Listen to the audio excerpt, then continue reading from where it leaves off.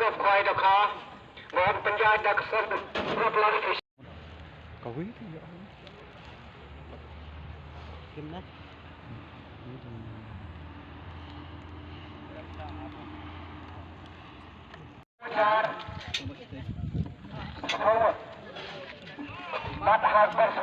Mat harus bersembunyi ke dalam sekolah.